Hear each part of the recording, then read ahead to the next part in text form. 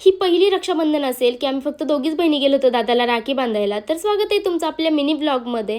तर रक्षाबंधनसाठी मी अगोदरच्याच रात्री म्हणजे आदल्या दिवशीच रात्री जाऊन थांबली होती कल्याणला. तर तिकडे हॉटेलमध्ये थांबलेली कारण की थोडंसं उशिरा पोहोचलो होतो. मग सगळ्यांना कुठे उठवणार म्हणून मग तिथेच हॉटेलला थांबलेलो, माझ्या भावाच्याच हॉटेलला थांबलेलो. तर मग सकाळी पटपट रेडी झाली, साडी वेअर केली, मस्त अशी साडी वेअर केली होती. तर कशी दिसते कमेंटमध्ये नक्कीच सांगा. आणि मग निघालो. दादाला फोन करून सांगितलेलं की आम्ही लवकरच येणार आहे, 9 वाजता वगैरे राखी बांधू, कारण मला रिटर्न यायचं होतं पुण्याला. म्हणून मग लवकर निघालो, दादाकडे गेलो. आणि मग फर्स्ट टाईम असं झालं की मी दादाला सगळ्यात पहिले राखी बांधते आहे. कारण आमच्याकडे कसं असतं, आम्ही 5-6 बहिणी असल्यामुळे जी सगळ्यात मोठी आहे ती पहिले राखी बांधते, मग त्याच्यानंतर असा माझा 4था नंबर येतो. पण यावर्षी असं झालं की मी सगळ्यात पहिले राखी बांधली आणि मग नेहाने बांधली. तर मग बाकीच्या बहिणी येणार नाहीत का वगैरे असं काही नाही. तर मला लवकर जायचं होतं, म्हणजे मला रिटर्न पुण्याला यायचं होतं. म्हणून मग मी दादाला लवकर राखी बांधायला गेली होती. आणि बाकी दोघी बहिणींचं आवरून झालं नव्हतं आणि एका बहिणीला सुट्टी नव्हती. म्हणून मग सगळ्यांनी यावर्षी वेगळ्या वेगळ्या राख्या बांधल्या. नाही तर आम्ही सगळ्या एक सोबत येतो आणि मग राख्या बांधतो. पण यावर्षी थोडंसं चेंज झालं होतं. मग दादाला राख्या वगैरे बांधून झाल्यानंतर ना तिथेच बाजूला ज्या बहिणी राहतात त्यांच्याकडे गेलेलो आणि इकडे कोमलताई आली होती आणि तिचं पिल्लूसुद्धा आलेलं.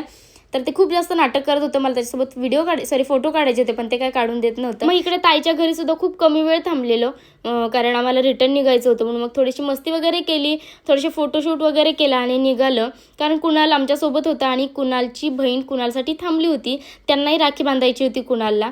म्हणून मग लवकर जायचं होतं आणि निघालो. खूप जास्त ट्रॅफिक लागणार होतं आम्हाला माहीत होतं, कारण ज्यावेळी पण रक्षाबंधन भाऊबीज असतं ना त्यावेळी खूप जास्त ट्रॅफिक लागतं. आणि ह्याच सगळ्या विचाराने आम्ही निघालेलो जुन्नर मार्गे, म्हणजेच आपलं माळशेज घाटाने. आणि येताना इतकं छान लोकेशन लागलेलं, म्हणजे मला तर लिटरली असं वाटत होतं की उतरून फोटो काढावे, पण वेळ नव्हता. म्हणून मग मी तिथे थांबलो नाही, म्हणजे माळशेज घाटात थांबलो नाही. पण मग मी खूप जास्त हट्ट केला, म्हटलं मला थांबायचंच आहे. म्हणून मग थोडंसं पुढे आल्यानंतर ना थांबवलं. आणि झालं असं की तिकडे आल्यानंतर ना इथं रेंजच नव्हती मला व्हिडिओज वगैरे शूट करायला.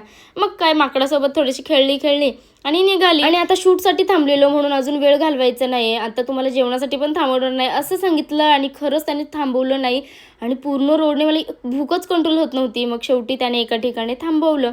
तर जीवन हॉटेलला आम्ही थांबलेलो, मस्त असं जेवण केलं आणि निघालो. तर खूप जास्त उशीर झाला होता, कारण 7-7:30 तर वाजले होते. म्हणून गेल्या सगळ्यात पहिले राख्या बांधायला घेतल्या, कारण नंतर परत मुहूर्त संपणार होता. म्हणून मग राख्या बांधून घेतल्या. तर असा माझा सगळा आज रक्षाबंधनचा ब्लॉग होता. आवडला असेल तर लाईक, शेअर आणि सबस्क्राईब नक्की करा. Bye bye.